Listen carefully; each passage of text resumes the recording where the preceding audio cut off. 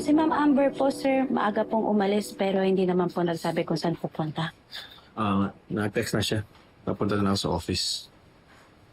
Papunta pa lang po. Pero kanina pa po siya umalis. Baka may dinaanan pa po siguro yun. Yan po, sir. Bago po lumamig. Makuha ninyo ni Karen yung gamit at damit ko sa kwarto. Ilipat niyo doon sa guest room. Simula ngayon, doon na ako magkakwarto. Bakit po kayo lilipat sa guest room? Ito naman eh. Nagtanong ka pa talaga. Hindi ka ba nag-iisip? Ang ano? Malamang. Ayaw maalala ni sir yung kriminal niyang misis. At syempre, marami silang memories dun sa master's bedroom. Oh, okay na? Okay na tayo? Gosh, Amber. Bakit mo pa kasi pinuntahan yung kulungan yun? Eh, alam mo naman na hindi niya aaminin yun eh. Because I wanted to hear it from her. After everything she did, there's still a part of me hoping na she'd care enough to tell me the truth. Pero hindi. She lied to my face, just like she did to my dad. To all of us. Nakakadismayan nga, no? Akala ko talaga na she was a good person. Yun pala hindi. Kamusta ka? Nakapag-decide ka na ba? Okay din yung sinabi ni attorney. Kung ikukumpara mo nga naman yung walang taon sa panghabang buhay, di ba? Kapag nag-guilty plea si ate, para na rin niyang inamin na siya yung pumatay. Basta kung ano maging desisyon mo, nakasuporta kami. Huwag mo na rin muna isipin si Wilfred. Iniwang ka na niya, pinabayaan ka na niya. Hindi po ako mag-plead guilty. Kahit na-exam pa po nila ang sentensya nila sa akin. Kahit na alam mo na pwede ka talagang makulong habang buhay. Kung aamin po ako sa kasalanan na hindi ko naman ginawa, para ko na rin po sinabi kay Wilfred tsaka kay Amber na pinatay ko nga talaga si Joy. Hindi ko po ikakatuwa o ikararangan na oo, umiksi nga yung sentensya ko. Pero ang tingin sa akin ng mga tao, masama ako. Ayoko pong gawin yun.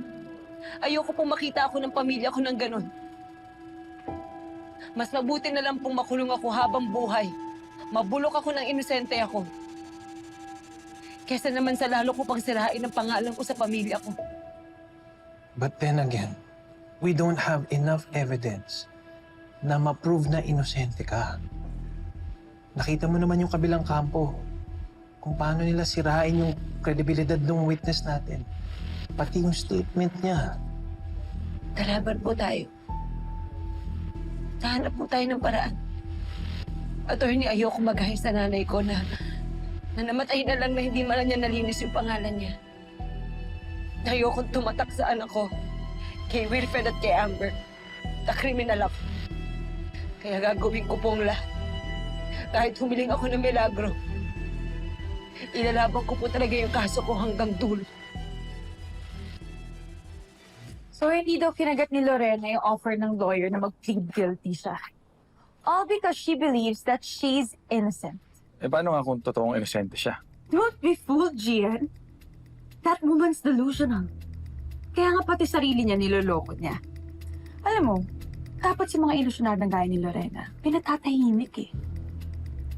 What if ipalasod ko na lang siya para mamatay na? What do you think? Seryoso ba? You're actually thinking of killing a person? Oh, Gian.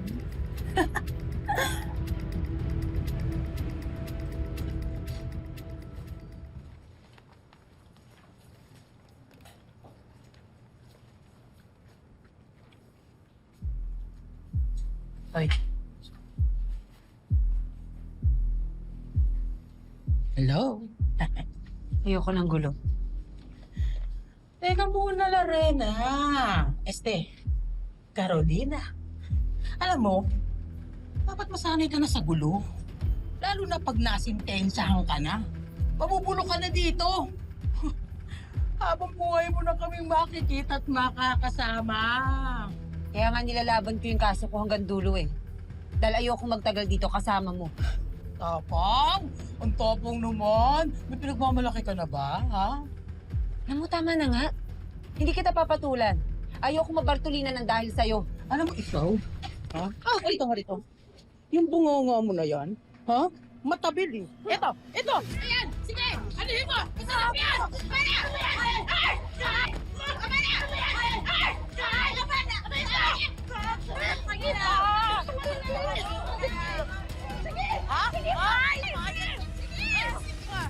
Ano? Si Carol! Alam mo, ha?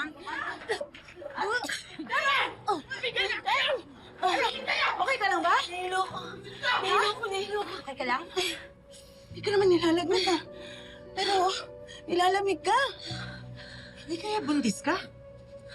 Ito naman, nagsusukat, nahihilo lang, buntis na. May asawang tao si Carol, kaya hindi imposible yung sinasabi ni Betang. Oo nga, ano? Sa dami ng problema ko na wala sa isip ko. 2 buwan na akong hindi dinadatnan. Ayun! Confirm! Buntis ka na! Oh, anak.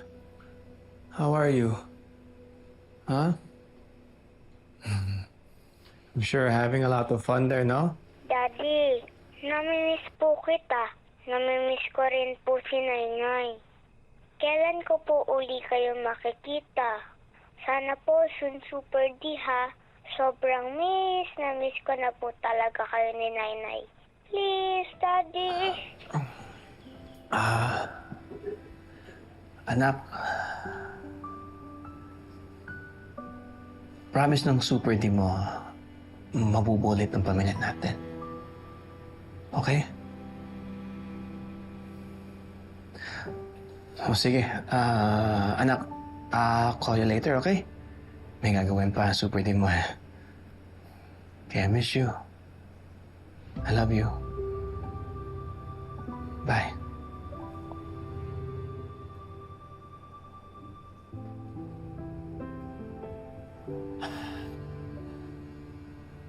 Paano kung tutuparin ng wish ng anak ko?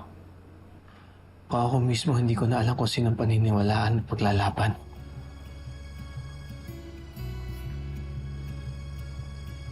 Tama ang kuto mo, Carol. Positive. Buntis ka nga. Hindi matitiyak ang bukas at sigurado rin wala tayong takas. Totoo pong buntis ako. Pregnancy test kits are 99% accurate. So, buntis ka nga. Pasensya na po, pero hindi na ho ako makapaniwala na buntis ako. Understandable naman. Pero you have to take care of yourself, Mrs. Santos. As you may already know, the first trimester is the most risky. This is still good news. A baby is always good news. Oo naman po. Isang malaking blessing po. At na ng lahat na nangyayari. Sigurado akong matutuwa ang asawa mo at ang pamilya mo.